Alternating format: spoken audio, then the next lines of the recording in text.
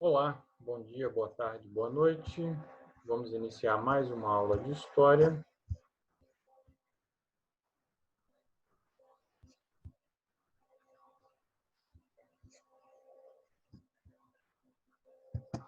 Educação Adventista.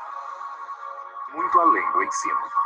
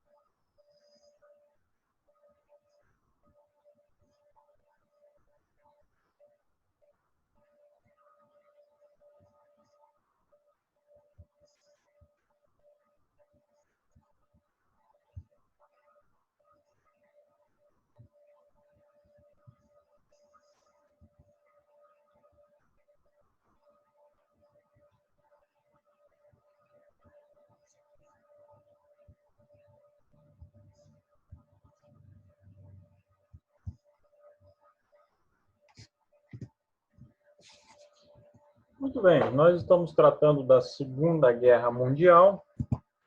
Na aula passada nas aulas passadas, melhor dizendo, falamos dos antecedentes, que começaram com a ascensão do nazifascismo na Europa. Primeiro o regime fascista na Itália e depois o nazismo na Alemanha. Ao mesmo tempo que o Império do Japão se consolidou na Ásia, não aparece aqui só temos o Teatro de Operações Europeu. O Japão se consolidou lá na Ásia como uma potência expansionista. Pois bem, Adolf Hitler, assim que chegou ao poder, em 1933, tomou medidas no sentido de reativar o serviço militar obrigatório, retomar a indústria bélica e rasgando um a um os princípios do Tratado de Versalhes. Ali nós temos o Anschluss, a anexação da Áustria pela Alemanha, a ocupação dos Sudetos, após a anuência das potências democráticas da Europa, a França e a Grã-Bretanha, na Conferência de Munique. A seguir, toda a Tchecoslováquia caiu sob domínio nazista. A Albânia, os Balcãs e a Etiópia, na África, caíram sob domínio fascista. O regime de Benito Mussolini acabou dominando esses dois países. Ali nós temos o estopim da Segunda Guerra Mundial, quando a Alemanha nazista, após ter firmado um pacto de não agressão com a União Soviética, então invadiu a Polônia. A Polônia foi dividida então em duas partes. Mais uma vez, a porção oeste foi ocupada pelos nazistas e a porção leste foi ocupada pelos soviéticos. Então ali começou a Segunda Guerra Mundial. Os aliados, Grã-Bretanha e França, declararam guerra à Alemanha nazista. Naquele momento, resolveram não declarar guerra à União Soviética, embora a União Soviética também fosse uma potência agressora. Mas eles entenderam que o problema já era suficientemente grande ao lidar ali com a Alemanha nazista. Bem, nós temos ali, então, a abertura da frente ocidental, os alemães invadiram também a Dinamarca e a Noruega. Isso para garantir, então, o funcionamento da indústria bélica. É importante destacar que a União Soviética, nessa época aí, no início do conflito, tentou invadir e ocupar a Finlândia, mas não conseguiu. Foram rechaçados ali da Finlândia. A seguir, a Alemanha invadiu os Países Baixos e a Bélgica, tendo em vista a França. Conseguiram derrotar os aliados, que precisaram, então, ser evacuados às pressas. tendo como destino a Grã-Bretanha, onde se refugiaram, né? Foi o embarque de Dunkerque, cerca de 350 mil homens. A França caiu sob domínio nazista, a parte centro-sul passou a ser controlada por um governo colaboracionista, um governo fantoche, um governo, na verdade, dominado pelo governo nazista. Esse governo ficou conhecido aí como a República de Vichy, porque a capital, Vichy, era a capital, então, desse país aí que estava subordinado ao governo alemão. E as colônias francesas na África seriam, então, administradas também por esse governo colaboracionista. Muito bem. Operação Leão Marinho. Força Aérea Alemã, Luftwaffe, como falamos, foi rechaçada, não conseguiu, então, se sobrepor à Força Aérea Britânica. Então, a invasão da Grã-Bretanha foi adiada. A Hungria, a Romênia e a Bulgária já estavam, por meio de acordos militares, acordos políticos, já estavam dentro da esfera de influência nazista. Os nazistas, então, se voltaram contra a Iugoslávia e a Grécia. Bem, tudo isso, então, falamos nas aulas passadas. Hoje partiremos, então, para o ponto crítico da Segunda Guerra Mundial e, logo a seguir, o desfecho do conflito.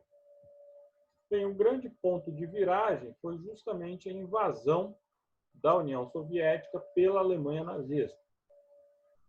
Os alemães, então, resolveram, por ordem de Hitler, né, dar início a essa invasão, que seria bastante ambiciosa.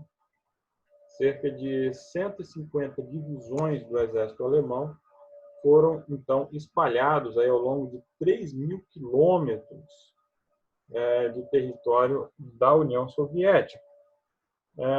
Os generais de Hitler, no primeiro momento, não apoiaram essa ideia, mas Hitler acabou, então, se impondo, justamente pelo fato de que se abriria, então, uma frente muito ampla na parte oriental, além de os alemães terem que conviver a partir daí com uma guerra de duas frentes. Mas, como falamos na aula passada, a obsessão de Hitler pelos territórios do leste europeu, onde ele formaria o chamado espaço vital, era muito grande. Ele queria controlar de qualquer forma esses territórios, detestava muitos povos eslavos, como nós falamos. Então, esses fatores aí acabaram sendo decisivos. Como ele havia decidido invadir a França, contrariando os generais, e essa invasão tinha dado muito certo, a partir dali, então, seu Estado-Maior ficou numa situação mais fragilizada, não tinha realmente condições de se opor a essa decisão de Hitler. Bem, enquanto isso, a população de origem judaica já estava sendo massacrada, sendo confinada em guetos, principalmente aqui na Polônia, né? Mas em outros territórios também. Muito bem, então vamos à Operação Barbarossa, ordenada por Hitler no dia 22 de junho de 1941.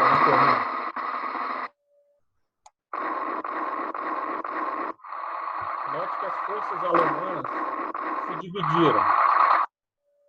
Uma seguiu rumo a Moscou, outra seguiu para dominar Leningrado e a outra que dominaria a Ucrânia e o Cáucaso. A Ucrânia está aqui nessa região. Temos aqui Kiev e ali abaixo a região do Cáucaso. Certo? Bem, em menos de um mês, os nazistas se espalharam lá por quase 800 quilômetros no território soviético. E Stalin, então, ordenou a tática da terra arrasada. Tudo aquilo que não poderia, então, ser aproveitado pelos soviéticos, transportado em trens e levados para leste, deveria ser destruído. Não deveria, então, ficar nada para beneficiar o inimigo. Bem, Em fins de outubro de 1941, Moscou estava sob ameaça. Com tanques T-4 e sob um inverno extremamente rigoroso, o inverno russo, os soviéticos repeliram os alemães para mais de 400 quilômetros. É importante mencionarmos que o potencial industrial dos soviéticos foi bastante preservado, então, graças à transferência de indústria, das várias indústrias aí para além dos Urais, né? O maquinário foi desmontado e transportado em trens para leste. Muito bem. Então, nesse momento aqui, podemos dizer que a Alemanha nazista estava no auge do seu poder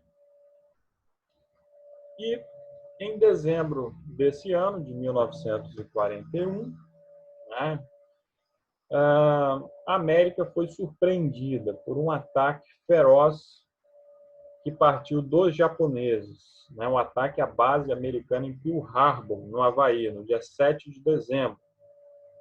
Então, isso forçou os americanos a declararem guerra ao Japão. O Japão, sem sombra de dúvidas, nesse ataque a Pearl Harbor, obteve uma grande vitória tática. A base foi em grande medida destruída, porém, foi um grosseiro erro estratégico empurrar os Estados Unidos para a guerra, sobretudo a opinião pública americana para a guerra, né? Os americanos vinham apoiando aí, tanto quanto discretamente, né, os aliados, sobretudo aí os britânicos, mas não estavam envolvidos diretamente no conflito. E a partir desse ataque, o Harbor, então a situação ficou insustentável. Mas é importante lembrar que a Alemanha nazista foi quem declarou guerra aos Estados Unidos, forçando assim então os Estados Unidos a se envolverem ainda mais profundamente no conflito. A entrada dos Estados Unidos na guerra consolidou sua preponderância sobre os países da América Latina. O Brasil foi atraído para o lado americano, o Brasil aí, o principal país da América Latina, até porque os Estados Unidos desenvolveram a chamada política da boa vizinhança. O financiamento à CSN, Companhia Siderúrgica Nacional, seria fundamental para que o governo de Getúlio Vargas, o governo ditatorial, então, apoiasse os aliados na Segunda Guerra Mundial. Bem, o peso da guerra estava no leste, sem sombra de dúvidas, né? Os soviéticos estavam arcando com o maior peso aí da guerra. E a derrota das tropas nazistas que cercavam Moscou no fim de 1941 elevou o moral das forças soviéticas. Ficava claro ali que os alemães não eram invencíveis. Os dirigentes da União Soviética passaram então a pressionar pela abertura de uma frente ocidental pelos aliados. Isso para então diminuir a carga que estava sobre a União Soviética. Uma abertura de uma nova frente aí na parte ocidental, então forçaria então os alemães a se dividirem ainda mais, e isso seria um alívio para os soviéticos. Bem, no verão de 1942, o exército nazista retomou a iniciativa em várias frentes. Eles dominaram a região do Mar Negro, né, e partiram rumo a Stalingrado. Stalingrado, que era extremamente simbólica, né? A cidade que levava o nome, era uma homenagem ao ditador soviético Joseph Stalin. Então, a cidade virou uma grande obsessão para Hitler aí da sua campanha na União Soviética. Bem, o general alemão von Paulus acabou exprimido, né, com seus 250 mil homens em Stalingrado por uma espécie de pinça do general soviético Zhukov. Então, ele acabou ali cercado, não recebia os suprimentos dos quais precisava no inverno rigoroso, com os soviéticos forçando os homens, então, a combaterem a todo custo ali os alemães. O Stalin se gabava que o seu exército era o único no qual os homens temiam mais recuar do que avançar. Isso porque haviam comissários do povo na retaguarda com ordens para atirarem em qualquer um que recuasse. Então, os soldados soviéticos eram submetidos a essa situação. Ou avançavam sobre o inimigo, ou eram metralhados pelos comissários do povo na linha de trás. Bem,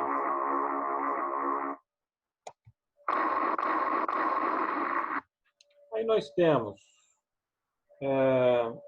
os aliados, então, desembarcando no norte da África, numa estratégia que ficou conhecida como derrotar o crocodilo atacando pela barriga, pelo ventre.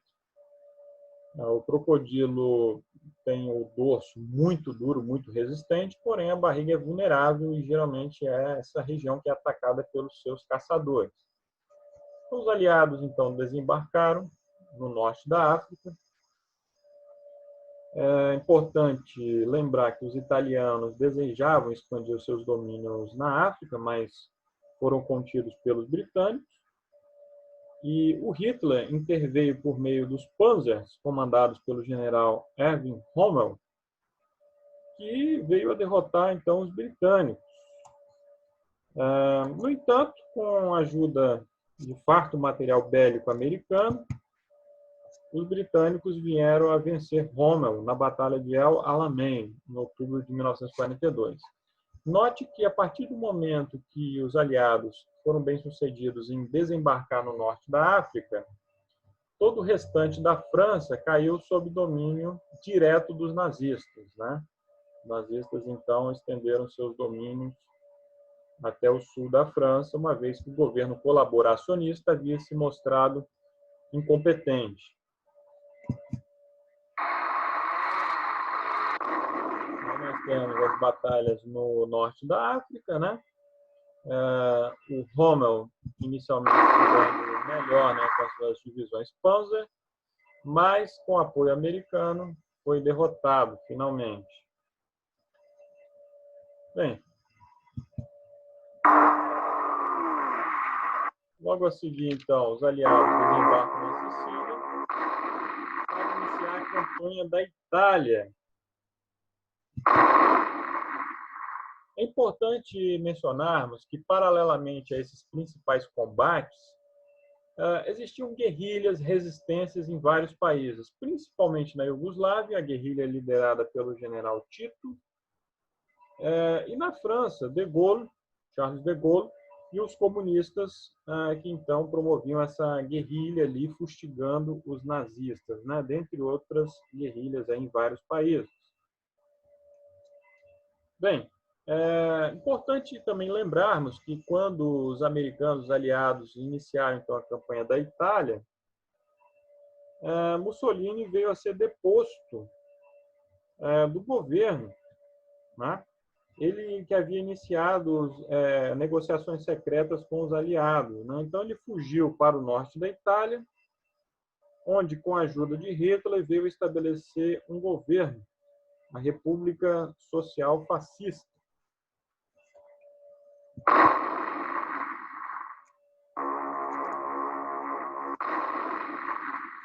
Os combates na Itália foram bem ferozes, né? A resistência foi muito grande, sobretudo depois que, na prática, o governo italiano passou ao controle nazista, né? Na prática, foi o que aconteceu, sobretudo depois da deposição do Benito Mussolini. Tropas brasileiras participaram dessas campanhas aqui na Itália. O Brasil foi importante, sobretudo, na tomada de Monte Castelo. Muito bem, após a derrota nazista em Stalingrado, como nós falamos, os 250 mil homens do general Paulus foram cercados lá por meio de uma pinça do general Zhukov, e desses 250 mil homens, cerca de 90 mil, né, desses 250 mil alemães, cerca de 90 mil sobreviveram, mas a maioria não regressou à Alemanha após a guerra. Então foi uma catástrofe ali, né?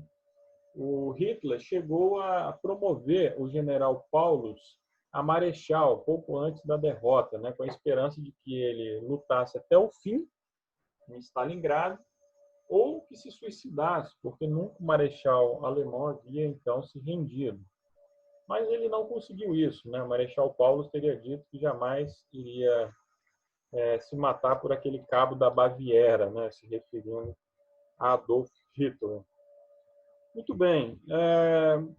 A vitória soviética em Stalingrado foi uma vitória estupenda.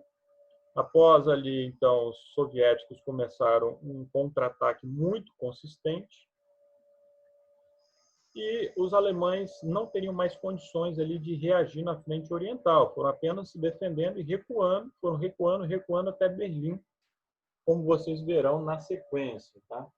Aqueles que já leram o livro Mil Cairão ao Teu Lado sabem muito bem que o cabo Reze, quando estava aí na frente oriental, né, com o seu pelotão, ele teria dado então orientações ao seu capitão lá, né, para guardar suprimentos, já prevendo que eles seriam derrotados. E ele disse isso com base na profecia de Daniel, capítulo 2. Hitler queria impor ali um terceiro Reich, um Império Mundial, porém, a profecia diz que após o Império Romano, o que existiria no mundo seria um reino dividido. Então, essa cosmovisão do cabo Heysel foi fundamental para que a sua unidade lá, então, tivesse condições de recuar e atingir o seu objetivo último na guerra, que foi se entregar aos americanos e não cair sob domínio soviético, né? Os soviéticos estavam, como se costuma dizer, com sangue nos olhos, querendo se vingar da pior forma possível sobre os alemães que haviam cometido tantas atrocidades aí na frente oriental. Na frente oriental ainda, travou-se a maior batalha de tanques da história, a Batalha de Kursk, que terminou com a vitória soviética. Em novembro de 1943, em Teherã, no Irã, foi celebrada uma conferência. Os Estados Unidos teve ali como representante o seu presidente, o presidente Roosevelt, a Grã-Bretanha teve o primeiro-ministro Churchill e a União Soviética enviou o ditador Stalin. Bem, o Stalin pleiteou nessa conferência e obteve a abertura de uma segunda frente ocidental. Já havia aqui uma frente ocidental, como vocês viram, atacando o crocodilo pela barriga, mas ele queria uma segunda frente ocidental que ele conseguiu, um desembarque aliado na França que veio ocorrer em junho de 1944.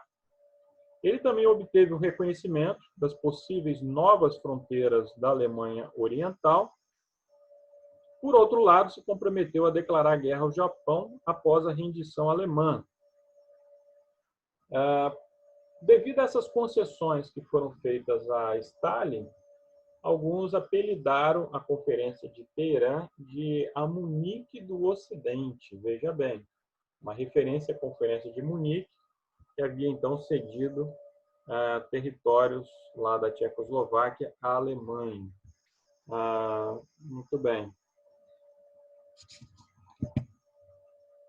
As batalhas ali continuaram na Itália. Os bombardeios passaram a se intensificar, usando, sobretudo, alvos estratégicos, fábricas, pontes, mas é inegável que a população civil também foi bastante fustigada com esses bombardeios aí.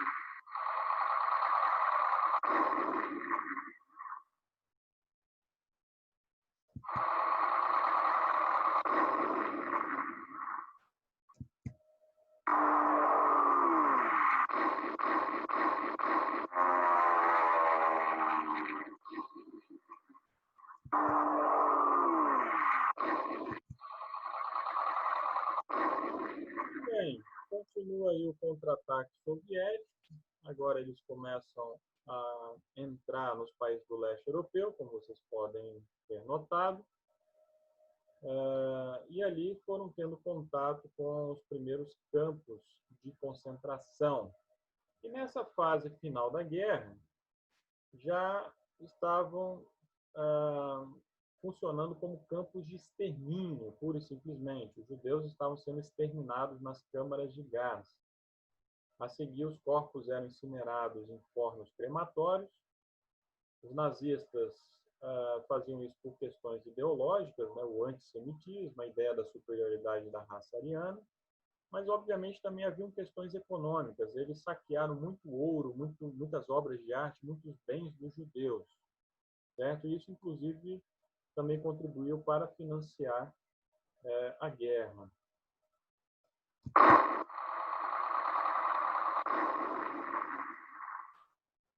As batalhas na Itália foram bem encarniçadas, como e ali nós temos, finalmente, no dia 6 de junho de 1944, o dia D, o desembarque na Normandia. O Comando Supremo das Forças Anglo-Americanas coube a Dwight Eisenhower, né, que mais tarde viraria presidente dos Estados Unidos. O desembarque foi nas praias da Normandia.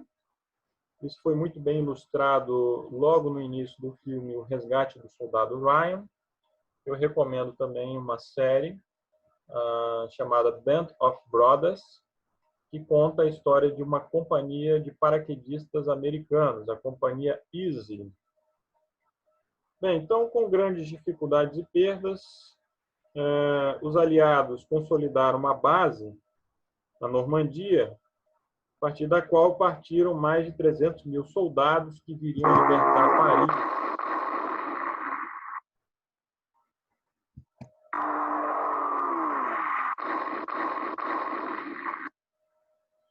E tudo isso, ainda, obviamente, existiam manifestações de resistência aos nazistas, inclusive na Alemanha, né? O próprio Hitler sofreu aí alguns atentados, um deles chegou a se ferir.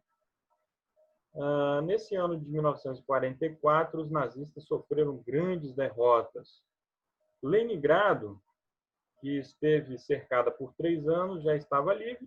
O avanço soviético enfrentava dura resistência, mas seguia de forma vigorosa.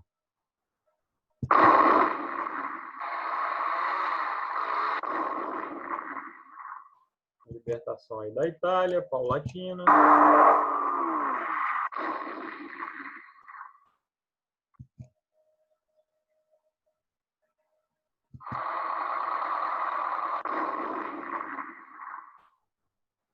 Libertação aí gradual da França, o norte da França.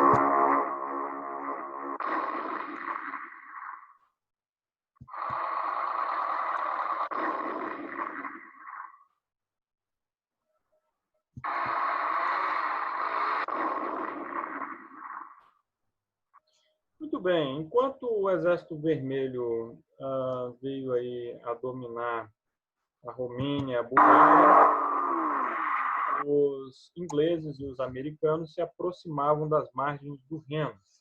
A estratégia alemã apostava aí em uma concentração de forças nas Ardenas, nas florestas das Ardenas, para transferir parte do contingente para a luta contra os soviéticos. O que eles acreditavam é que isso iria aflorar as divergências ideológicas entre britânicos, americanos e soviéticos.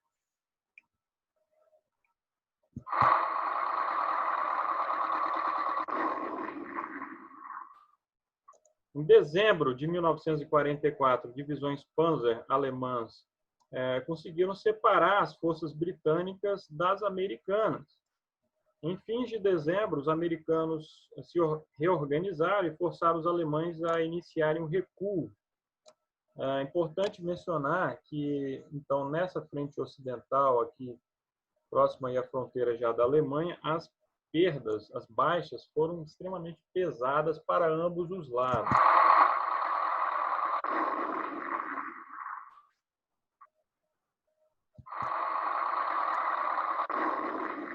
Muito bem, Em fevereiro de 1945, foi definida ali a grande estratégia, né, na Conferência de Yalta. Os três grandes, né, Roosevelt, Churchill e Stalin, voltaram a se reunir e discutiram sobre a formação das Nações Unidas, sobre a questão da Alemanha, o leste europeu e o extremo oriente. Certo? Yalta foi marcada aí, mais uma vez aí, pelas concessões à União Soviética. Enquanto acontecia a conferência, soviéticos e americanos aproximavam-se de Berlim por lados opostos, né? Então começava ali uma corrida entre os americanos e os soviéticos para ver quem chegaria primeiro a Berlim, a capital da Alemanha. Quem chegasse primeiro em Berlim poderia ditar de forma mais confortável como seria o cenário geopolítico europeu no pós-guerra.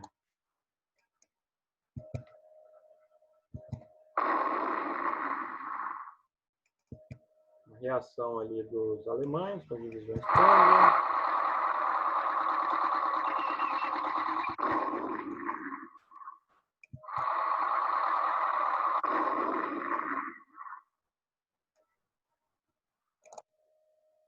Bem, enquanto então os soviéticos já estavam se aproximando de Berlim, os nazistas formaram os Volkssturm, seriam os batalhões de velhos e crianças, né?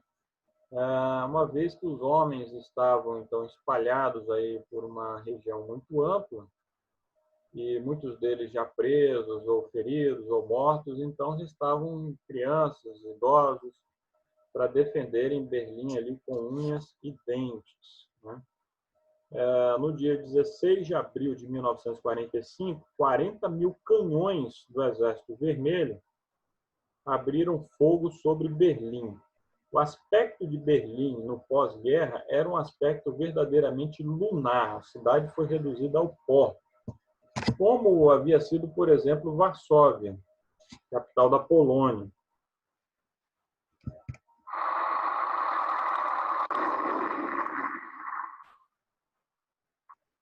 Bem, no dia 20 de abril de 1945, ao saberem que Hitler estava em Berlim, os aliados promoveram um dos maiores bombardeios da guerra sobre a capital alemã.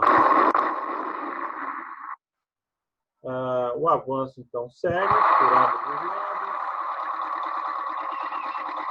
cada vez mais próximos de Berlim. No dia 28 de abril, enquanto os bombardeios seguiam, né, Hitler se casou com Eva Braun e soube da morte de Mussolini, né? Mussolini foi alvo aí da própria população em Milão, enfurecida. A população o atacou, matou ele, a sua amante, foram pendurados, né, de cabeça para baixo. E 2 dias então após se casar, Hitler, que estava lá no seu bunker em Berlim, cometeu suicídio, né? Ele e Eva Braun, não antes de pedir também que a sua cadela fosse morta, né? Veja a que ponto esse indivíduo chegou, né? Bem,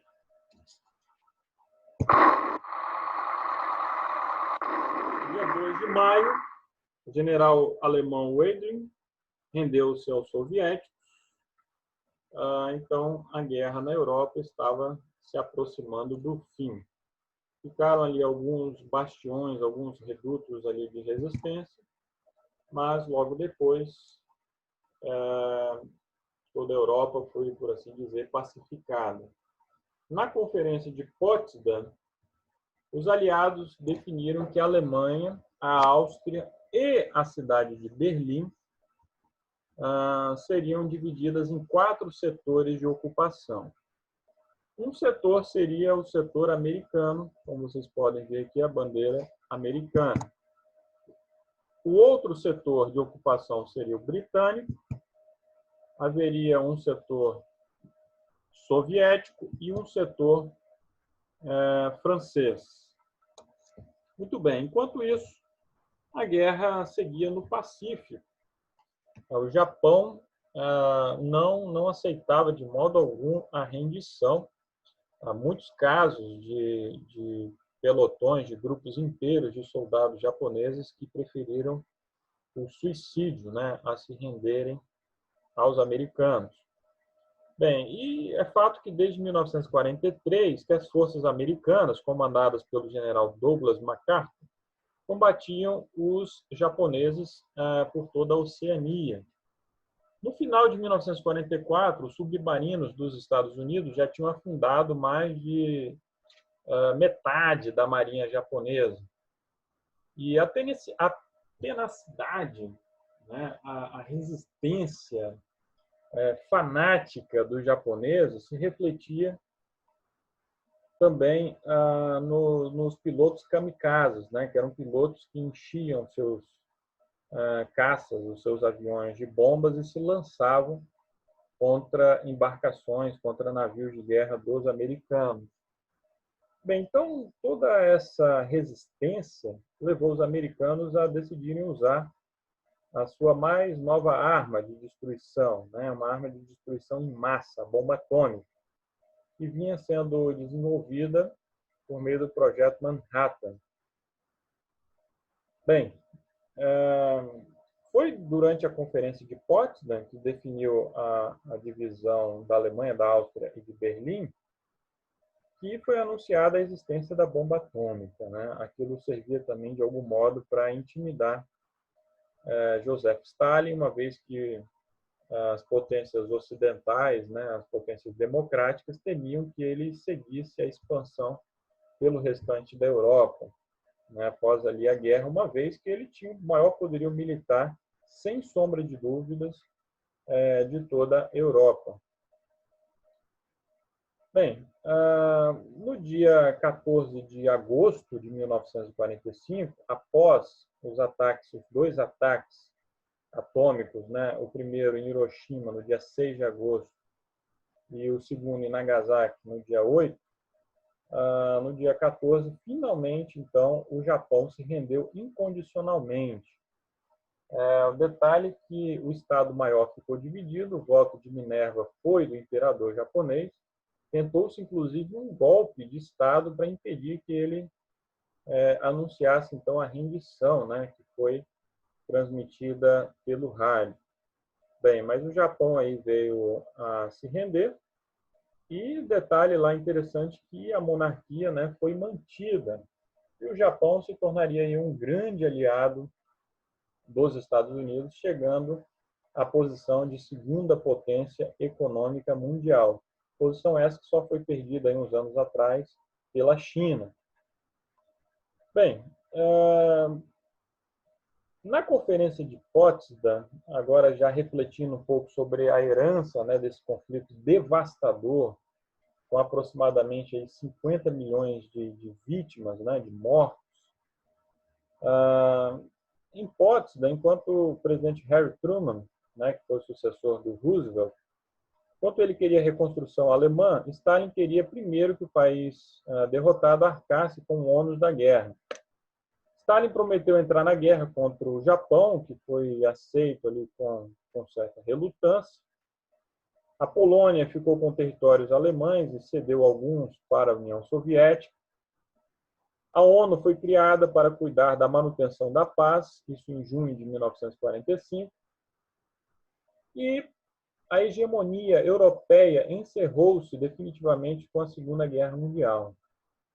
Estava deflagrada a disputa entre o Ocidente, liderado pelos Estados Unidos, agora na posição de superpotência mundial, e o bloco socialista, liderado por outra superpotência, a União Soviética. O marco de ruptura aí entre os Estados Unidos e a União Soviética se deu através dos conflitos na Grécia, quando os comunistas estavam prestes a tomar o poder. Em março desse ano, 1947, Harry Truman veio anunciar sua doutrina, a doutrina Truman, né, e tinha início ali a Guerra Fria. Então, se Winston Churchill dizia que a Segunda Guerra Mundial era uma continuação da Primeira, o mesmo podemos dizer em relação à Guerra Fria. Um conflito, obviamente, muito mais de natureza ideológica, mas que tinha suas raízes aí, certamente, na disputa pelo poder ainda durante a Segunda Guerra Mundial e no pós-guerra. Como vocês podem ver, Berlim foi dividida também em 4 setores. Depois, a divisão de Berlim e da própria Alemanha se resumiriam apenas a 2 setores: um setor ocidental capitalista e um setor oriental socialista. Depois, nos anos 60, a cidade de Berlim, que vocês podem ver aqui, um enclave, né, dentro da Alemanha Oriental. A cidade de Berlim seria dividida por um muro, né, o lado ocidental capitalista, esse enclave capitalista dentro do lado socialista. Então, seria ali uma grande vitrine, né, do capitalismo. Muitos técnicos do lado oriental fugiam para o lado ocidental. Por isso, então, a decisão de construir esse muro, que iria durar até 1989. Mas isso é assunto para a próxima aula. Agradeço a atenção de todos que acompanharam essa aula até aqui. Ficamos por aqui e até a próxima.